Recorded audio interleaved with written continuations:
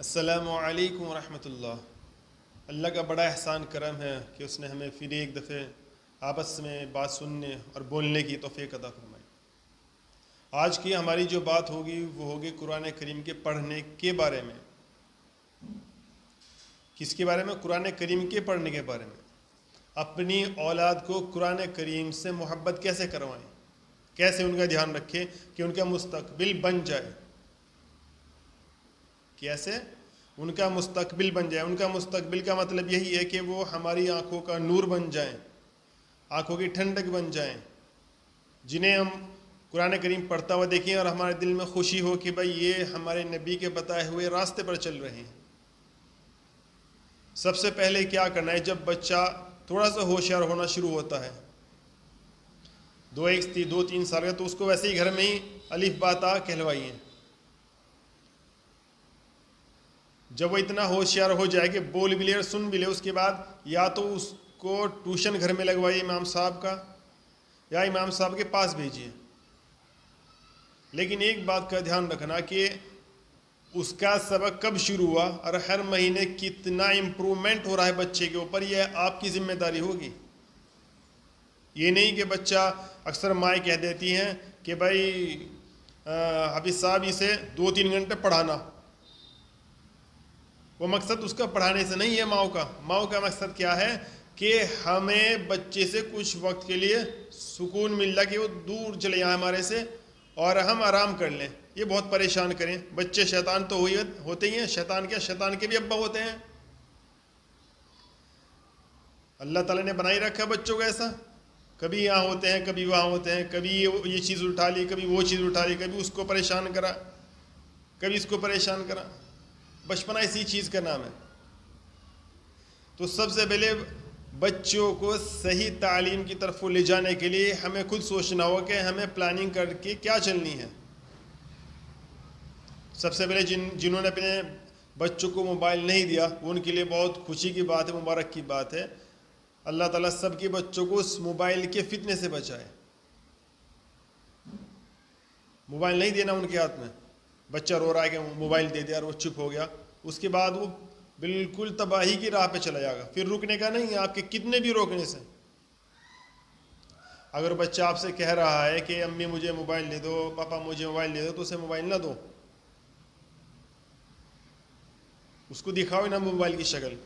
نہیں تو ہم نے ایسے ماں باپ دیکھے ہیں جو بچوں کو موبائل دے رہے ہیں اور وہ اتنے پاس سے بالکل قریب سے موبائل دیکھ رہے ہیں اور ان کی آنکھیں خراب ہو چکی ہیں، لیکن ماں باپ ان کے سامنے زیر ہیں، پست ہیں، چت ہیں، وہ کچھ نہیں کر سکتے۔ کیوں؟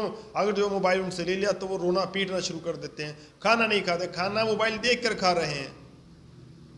جیسے کوئی ہم ایک بیکری والے کے پاس گئے، بیکری والے کو دیکھا کیا، اس نے ساؤنڈ بجا رکھا ہے، بہت اچھا والا ساؤنڈ، ڈی جے ٹائپ گانا چلا رکھا ہے اور پاپے بنا رہا ہے، کیونکہ اس کے جسم کو عادت ہو گئی، ساؤنڈ سنتے اس کے جسم کام کرے گا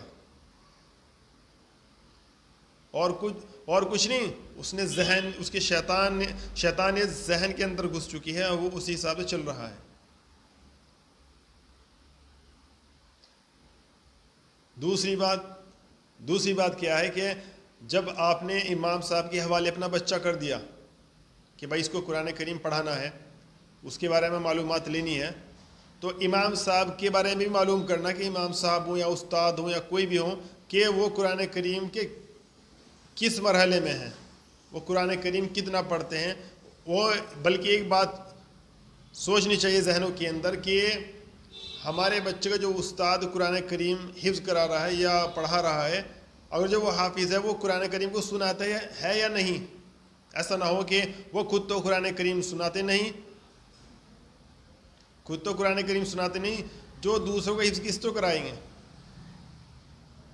آپ کو بات عجیب لگ رہی ہوگی کہ بھائی اتنا تو آتا ہی ہے قرآن کریم کہ پڑھائی دیں گے، اتنا تو آتا ہی ہوگا، لیکن اصل محبت وہ ہوگی جو استاد بھی اپنے قرآن سے کرے گا اور شاگرد بھی اپنے قرآن سے کرے گا۔ اگر جو کوئی حافظ نہیں مل پا رہا ہے ایسا، تو آپ ایسے ہی جو قرآن کریم صحیح پڑھتے ہوں ان سے ان کا تعلق کرائیں بچے کا۔ دوسری چیز ہمارے ہاں کیا ہوتا ہے کہ بچہ والدین نے استاد کے ہاتھ میں ڈال دیا، اس کے بعد اس کی کوئی خیر و خبر نہیں لیتے، یہاں تک کہ 4 5 6 سال ہو جاتے ہیں اور وہ قاعدے پر ہی رہتا ہے۔ کیوں رہتا ہے معلوم ہے؟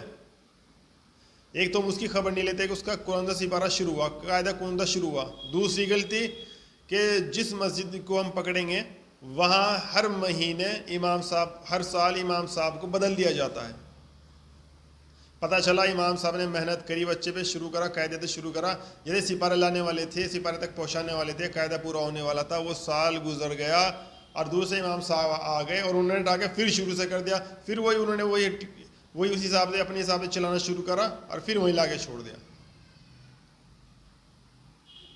آپ جب خیر و خبر رکھو گے کہ اتنا وقت ہو گیا میرے بچے کو پڑھتے ہوئے اور اس کا قاعدہ آخر ہو گیا، سپارہ شروع ہونے والا ہے، تو استاد کو جو دوسرا استاد چینج ہوا اسے کہا جائے کہ حضرت اس کا یہیں سے شروع کرو جہاں سے اس کو روکا گیا تھا۔ اب یہ صحیح نہیں ہے کہ کسی کے 5 سپارے ہوئے، دوسرا استاد آیا اس نے شروع سے شروع کر دیا، یہ بہت غلط بات ہے۔ کسی کے 20 سپارے ہوئے، کتنا زور پڑے گا، اس کو شروع سے شروع کر دیا۔ یوں کہو استاد آپ کو پڑھانا ہے تو پڑھاؤ گے، آپ یہیں سے پڑھاؤ گے۔ اور ہے کیا ہمارے ہاں کی مصلحت ایسی ہے کہ مسجدوں کے اندر امام کی تنخواہ نہیں ہے، اکثر مسجد میں وہ طالب علم ہے، جو خود طالب علم ہے، جو خود علم سیکھ رہے ہیں، وہ مسجدوں کے اندر رہتے ہیں، وہ خود اپنی پڑھائی پہ دھیان دیں گے یا نمازوں پہ دھیان دیں گے یا مسجدوں کے کاموں پہ دھیان دیں گے یا آپ کے بچوں پہ دھیان دیں گے؟ وہ کیا کریں گے؟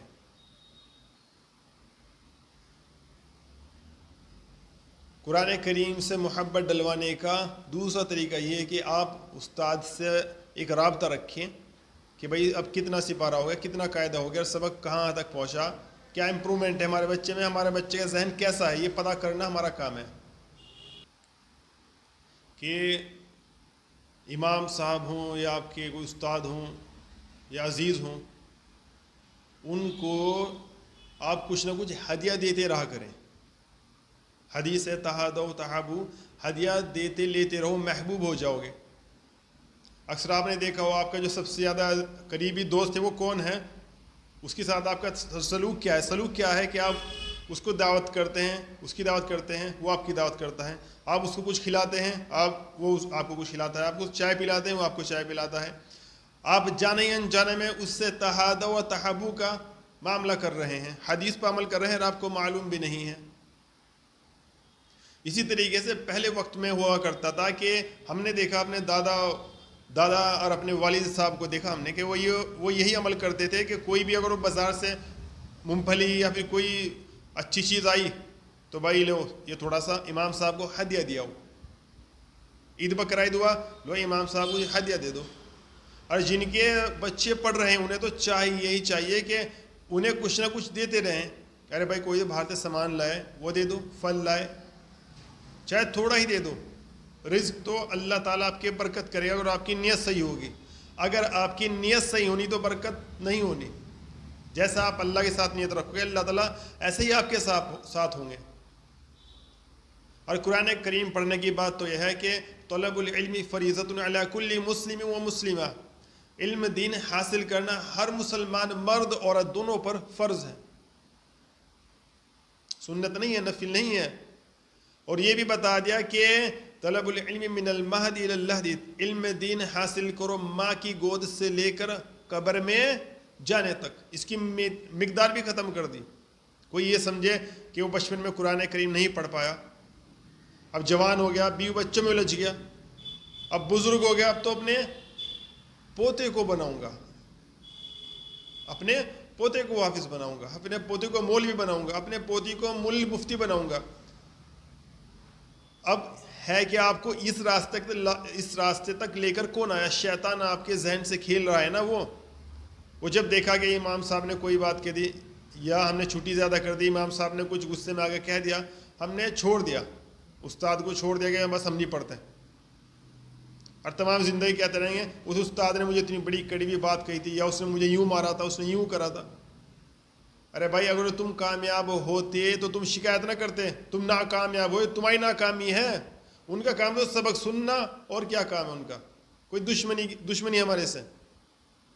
اللہ کے رسول نے جو ہمیں بتایا کرنے کے لیے وہ یہی تو کہہ رہے یا اپنی طرف سے کچھ کہہ رہے کہ بھائی اس طرح کرو یا یہ کرو یا وہ کرو. آج ہم برباد ہیں، اپنے اعمالوں کی وجہ سے برباد ہیں. کوئی دوسرا اس کا حقدار نہیں ہے ہماری اس بربادی کا، ہم خود حقدار ہیں اس بربادی کے. شیطان نے ذہن میں ڈالا کہ اب استاد نے تجھے پریشان کر دیا، اب چھوڑ دے، کوئی اچھا سا استاد ڈھونڈیے. ہمارے مزاج کا استاد ملتا ہے. کس کو ملتا ہے استاد اس کے مزاج کا؟ وہ بہت قسمت والے ہوتے ہیں، جن میں سے ایک میں ہوں. ہمارے استاد قاری عاصم صاحب، اللہ تعالیٰ ان کی پریشانی کو حل فرمائے، ان کو شفائے کل عامل عاجل عطا فرمائے، ان کی مشکلات کو حل فرمائے. آپ کے بھی اپنے استاد جو دوست وغیرہ ہیں، اللہ تعالیٰ ان کی پریشانی کو حل فرمائے اور ان کو بھی سیدھی راہ دکھائے.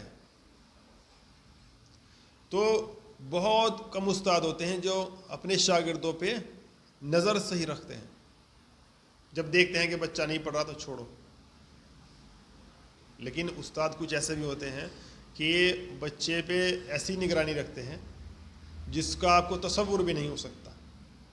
ایسے ہی ہمارے استاد نے ہمارے ساتھ ایک معاملہ کیا ایک دھوکہ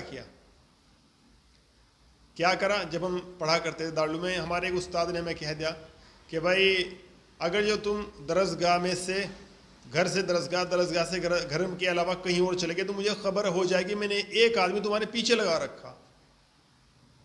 اب ہم سوچنے میں پڑ گئے کہ بھائی کون ہے وہ. ہم دیکھیں مٹھائی والا دیکھ رہا میری طرف کو، ہو سکے مٹھائی والا ہوں. یہ سموسے والا دیکھ رہا، ہو سکے سموسے والا ہو سکے بھاڑی دیکھ رہا، ہو سکے ڈیری والا دیکھ رہا. ہم حافظ بن گئے، ہمیں پتہ نہیں چلا وہ کون تھا. پھر ایک دن ہم نے پوچھا استاد سے، حضرت ہمیں وہ آدمی بتا دو جو ہمارے پہ نظر رکھے ہوئے تھا. وہ کہنے لگے تمہارے پہ نظر تو صرف اللہ نے رکھ رکھی تھی اور کسی نے نہیں رکھ رکھی تھی. وہ تو میں نے تمہیں صرف تمہاری راہ سیدھی رکھنے کے لیے تمہیں یہ تجویز دی، تمہیں اس دھوکے میں رکھا. اللہ تعالیٰ ان کی سوچ میں برکت عطا فرماوے، ان کی مشکلات کو حل فرماوے. تو یہ ہے اصل استاد. اللہ تعالیٰ بہت مشکل سے علم سیکھنے کے لیے ایک وقت دیتا ہے. تو اپنی اولادوں کو شیطان کے فتنوں سے بچائیے. اور میں نے جو آپ کو بات بتائی ہے علم کی، اپنے اولاد کو قرآن کریم پڑھانے کی، استاد سے محبت کرانے کی، اور خود بھی اس کو دھیان رکھیں کہ وہ کتنا پڑھ رہا ہے، کیا پڑھ رہا ہے، اس میں آپ کا ہاتھ تو ہوگا ہی، آپ کو ثواب بھی ملے گا. اور جو میں آپ کو بات بتا رہا ہوں اس کو دوسروں تک پہنچانا بھی آپ کا کام ہے. بلغوا عنی ولو آیا. اگر دین کے متعلق آپ تک کوئی بات آ گئی دوسروں کو پہنچا دو کا مرضی نہیں کہا کہ مرضی تمہاری یہاں. تو جو میں نے ویڈیو آپ کو بنا کر بھیجی ہے اس کو سبسکرائب کیجئے، لائک کیجئے اور شیئر کیجئے دوسروں تک، کہ دوسروں کو بھی یہ چیز معلوم پڑے. اور دوسروں کا کوئی مسئلہ ہو کہ پاکی نہ پاکی کا، غسل کا، یا شادی بیاہ کا، یا کوئی بھی مسئلہ ہو تو وہ مجھے کمنٹ کر کے لکھ کے دے دے، میں اس کے اوپر ویڈیو بنا کر اس کو دے دوں گا. ٹھیک ہے. اللہ تعالیٰ اذان ہو رہی ہے، اللہ تعالیٰ قبول فرماوے. اور اپنے والدین سے محبت کیجیے، اپنی اولادوں کو صحیح راہ پہ چلائیے. السلام علیکم، اللہ حافظ.